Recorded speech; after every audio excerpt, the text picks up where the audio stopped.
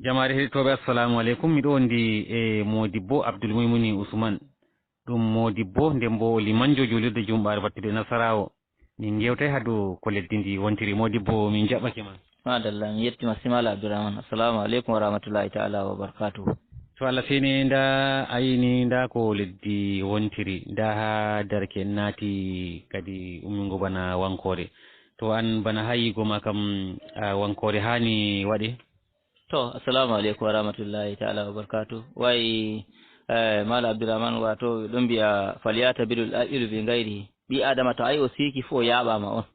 To amma alhamdulillah en getti Allah en ɗo ɓedda yettugo Allah bo ha jiha men Taraba irin wankore wande nde waɗi hoore nde waɗi bana ko hani, wala memaɗo wala kuɗaɗo wala ko ɗume. Alhamdulillahi ɗo en getti ɗum Allah ɗum waɗi ɗum sali jam. Ndem ɗiɗaɓol bo hanko ardiɗo jiha Taraba Gu Kefa hanko bo o wurti o taɓɓi jamare o holli ha nder bolleji mako ko wankore derke en gaɗi ɗo ɓe gaɗi deidai ngam ɗaɓɓutugo wallitago gomnati haala saɗinmaji ɗum nasti anda fa hunde yettake himɓe. To o wurti bo waɗani himɓe jawabiji ko de'itinta hakkilo, ngam majum waɗi ma ene Taraba daga ñande arandere ha waddugo hande ni alhamdulillahi ɗum ɗo de'iti jam. Min getti dereke en waɓɓe ɗum, min getti bo hanko gomna mo vurti taɓɓi dereke en bo o hokki shawaraji mako min gaɗi na'am be maji. Wato ni to hunde warama nder de'ende kam fu ɗo ka wala aybe Allah rene ni ɗum ekkitoto ɗum ɓe ɗo ekkitoto ɗum yaasi leddi. To alhamdulillahi Taraba kam min ɗon giya hañoni arandejum ko ɗum watta misalu be muɗum ha Nigeria alhamdulillahi. To ɓawo ɗon ni ardiɗo leddi ni waɗi boliɗe mako o wolwani leddi ha o waddi bayanuji mako ha dow wi ko ittugo mballa nebbam petur waddi bayli ha risku wato fintini risku leddi. To an no jiiɗa nden bo o hocci jaɓorde goɗɗe ngam yigo ɗum ɓilliti yimɓe. To Mala Abdourahmane bolle ardiɗo wato wodi ko taskitotoɓe mbiyata ɓi adama to o yehi ladde o yehi o teñi leɗɗe o habdi o ƴefta o tawi teddi, to ha basira kam sai o fista ware mako o usta leɗɗe majum o heɓa o rondo ko wawata.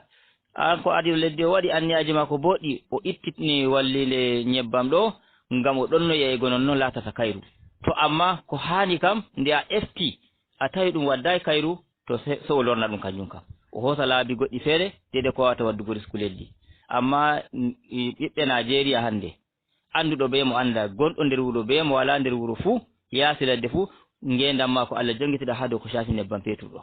Waɗi nde gwamnati waɗata pat nde waɗa wallinde ko wawata wartirgo haala wallinde nebbam kam dole wallinde nebbam tawe ɗo hanjum hokkata en ha qiyasu kam ɗo en giyata ɗo ko yoftata talaka, hamɓe bo talaka en bo hamɓe ɓuri ɗuɗugo ha leddi. Amma holli bana ardiɗon ɓawo ni o itti mballa nebbam petur yimɓe naati ɓilla o sendani yimɓe maroje ko to ha jiha fu. Mala Abdourahmane ɗo kam fuu ɗum nana en mbiyata ɗum voɗai ba, amma ɗum yettatako ha ɗum yara ha ɗum waɗa ngam majum on. Nden bo ɓiɓɓe Nigeria alhamdulillahi wala na ɗum galle ba, gomnati hosa wallinde dede ko wawata wallutugo no ndemri man no ndi wara.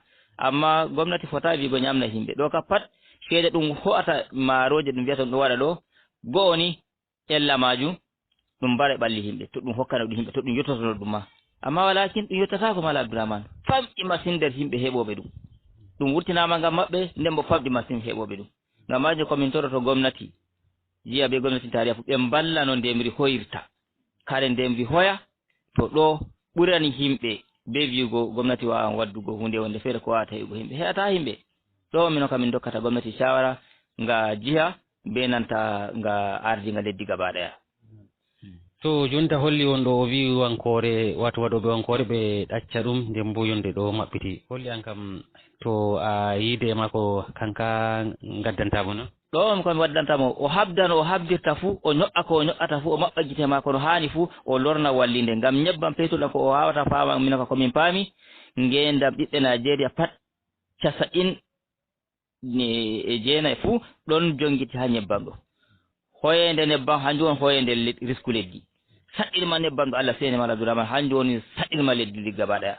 Ɗo bo o jarriba ɗum o ndara to ɗo minon ɗo shawara ko min dokkata shugaba doddiri yimɓe kawtal hoore ha dow yimɓe kawta hoore hanko witte jagorɗo kawtal hoore hanko ardato yimɓe ngam waddugo jaho leeso ɗo kam hedde ko ƴonama jawmirawo arti ƴoni yimɓe adama en dokka ardiɓe mana kawtal hoore amma hamɓe adi bo ɓe ardoɗoɓe adilaku annabijo men sallallah alih w sallam oɗo wiya al mulku tadumu bil kufri wala tadumu bi zulmi o wi laamu ɗum ɗen gi ɗum ɗon tabitita be nanta adilaku koda kefer on ardi yimɓe nonnoon bo laamu ɗo ɗon laata ɗo yibba be nanta toñaki ɓiɓɓe adama be nanta ɓillaji ɗin ko en gontiri koda ɗum goɗɗo suudu kaba o walata assalamu aleykum wa rahmatullahi taala wa barakatuh Modibo Abdoul Mumini Ousmane